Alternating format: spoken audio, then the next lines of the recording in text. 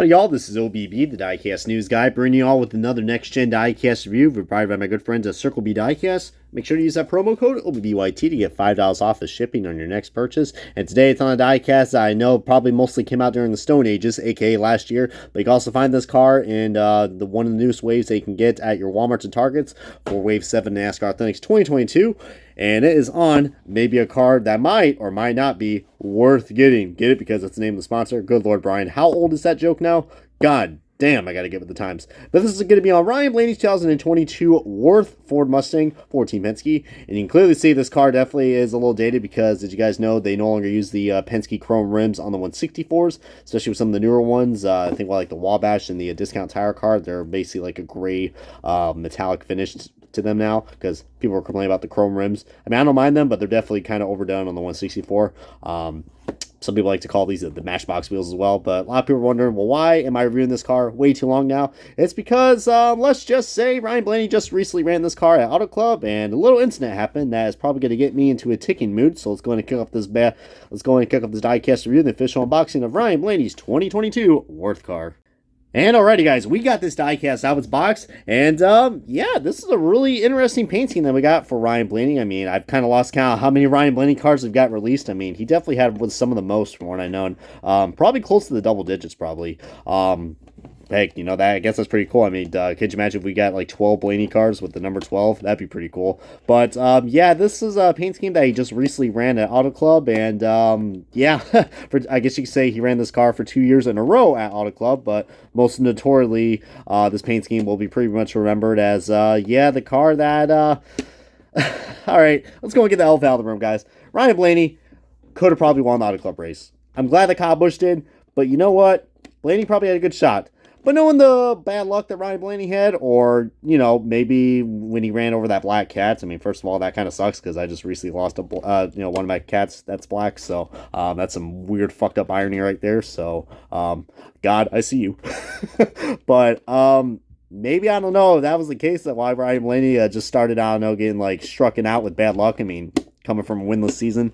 So yeah, Blaney had a good shot at winning this car, but unfortunately he got into a big stack up caused by you know, your 2022 champion Joey Logano.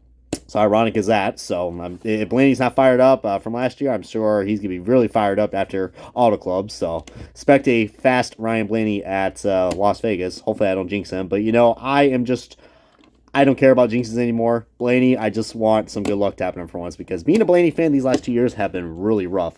But anyways, getting back to the diecast, guys, I really do like this paint scheme, guys. I mean, it is very simple, and the colors are almost, I would say, just like probably, I mean, I know the colors are a little more different, but the color variation is still pretty much exactly the same, just of course, they had to change the where the colors actually had to be placed because, you know, that was from the Gen 6 car. This is the Gen 7 car. But we'll get to the side-by-side comparison in a second, guys, to see the nice little chrome rims right there.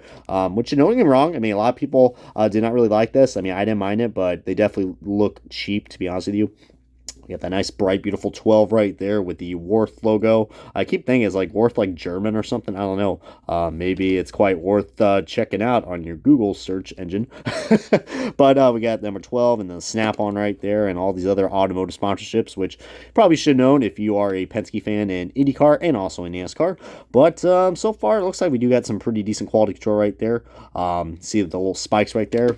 Paint scheme's pretty simple. It's just, you know, a car that's divided up in 3 different sections, and there are spikes. I think the only thing I think a lot of people have to criticize about this paint scheme is that there's a big sponsor gap right here. They could have, I don't know, stretched out the red lines, but I think that would have correlated with the Würth logo right there. I don't know what that looks like. It looks like, I don't know, it kind of looks like the logo from a Night's Inn, you know, those cheap motels or hotels that you stay at if everything else is booked up. That's what they kind of looks like, or something like that. I don't know. I have a weird imagination. But let's get on to the side-by-side comparison now of the Würth car from its predecessor, which does have a humongous paint chip. My God, I think someone's trying to aim, yeah, I think if you're trying to aim for the Mustang, you really went off, pal. Good Lord, that is way off. But you can clearly see the Würth logo definitely grew in size, like even down to the U. I mean, good Lord. Oh, look at that. That kind of looks like a really fucked up smiley face if you really look at that U. But, Yeah, I mean, there's definitely a lot more going on, a lot more detail on the 2022 version, but still it's pretty cool. Yeah, a lot going on in the front right there. And this right here, I kind of wish they would bring back the colored rims because the white rims actually really do correlate well with the paint scheme that Keselowski drove.